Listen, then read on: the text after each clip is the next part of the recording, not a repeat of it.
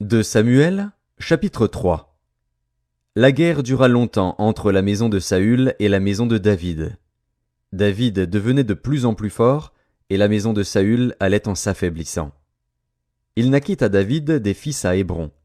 Son premier-né fut Amnon, d'Akinoam de Jizréel. Le second, Kiléab, d'Abigaïl de Carmel, femme de Nabal. Le troisième, Absalom, fils de Maaka, fille de Talmaï, roi de Géshur. Le quatrième, Adonijah, fils de Haggith. Le cinquième, Shéphasia, fils d'Abital.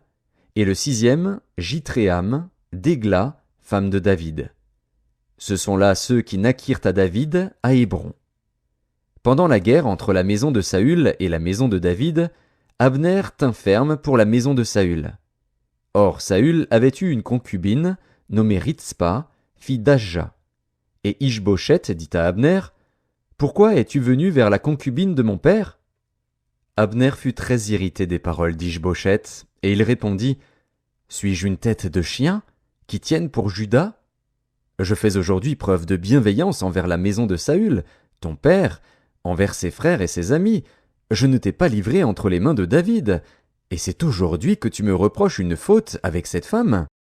Que Dieu traite Abner dans toute sa rigueur, si je n'agis pas avec David selon ce que l'Éternel a juré à David, en disant qu'il ferait passer la royauté de la maison de Saül dans la sienne, et qu'il établirait le trône de David sur Israël et sur Juda, depuis Dan jusqu'à Beër-Shéba. » Ish-Boshet n'osa pas répliquer un seul mot à Abner, parce qu'il le craignait.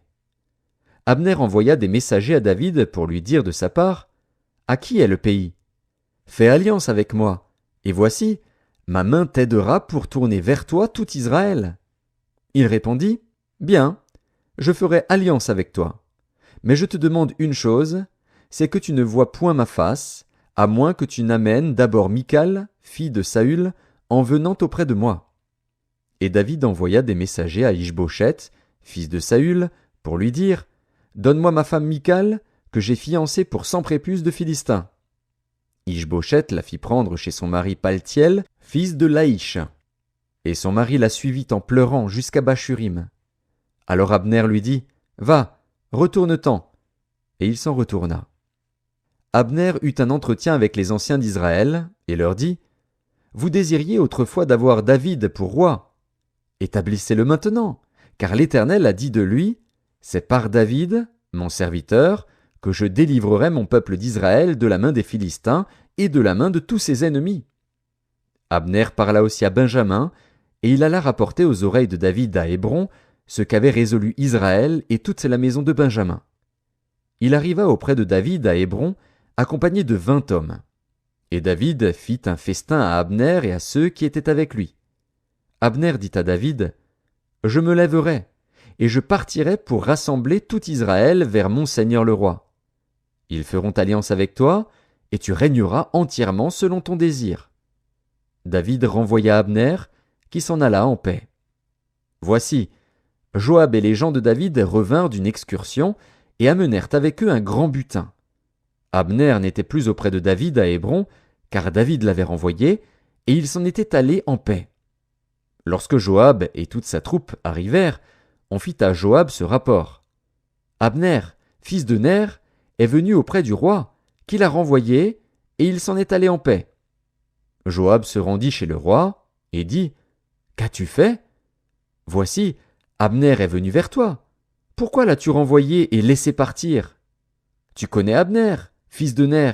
C'est pour te tromper qu'il est venu, pour épier tes démarches, et pour savoir tout ce que tu fais. » Et Joab, après avoir quitté David, envoya sur les traces d'Abner des messagers qui le ramenèrent depuis la citerne de Sira.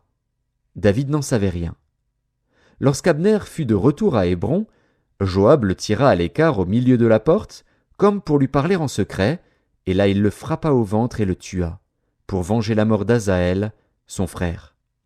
David l'apprit ensuite, et il dit, « Je suis à jamais innocent devant l'Éternel du sang d'Abner, fils de Ner, et mon royaume l'est aussi. Que ce sang retombe sur Joab et sur toute la maison de son père. Qu'il y ait toujours quelqu'un dans la maison de Joab qui soit atteint d'un flux ou de la lèpre, ou qui s'appuie sur un bâton, ou qui tombe par l'épée, ou qui manque de pain. Ainsi Joab et Abishai, son frère, tuèrent Abner, parce qu'il avait donné la mort à Asaël, leur frère, à Gabaon, dans la bataille.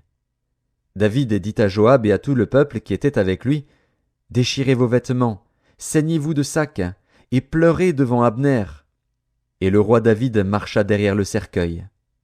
On enterra Abner à Hébron. Le roi éleva la voix et pleura sur le sépulcre d'Abner, et tout le peuple pleura.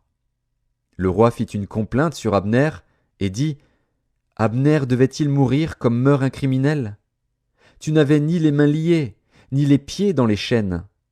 Tu es tombé comme on tombe devant des méchants. » Et tout le peuple pleura de nouveau sur Abner. Tout le peuple s'approcha de David pour lui faire prendre quelque nourriture, pendant qu'il était encore jour, mais David jura en disant, « Que Dieu me traite dans toute sa rigueur, si je goûte du pain ou quoi que ce soit avant le coucher du soleil. » Cela fut connu et approuvé de tout le peuple, qui trouva bon tout ce qu'avait fait le roi. Tout le peuple et tout Israël comprirent en ce jour que ce n'était pas par ordre du roi qu'Abner, fils de Ner, avait été tué.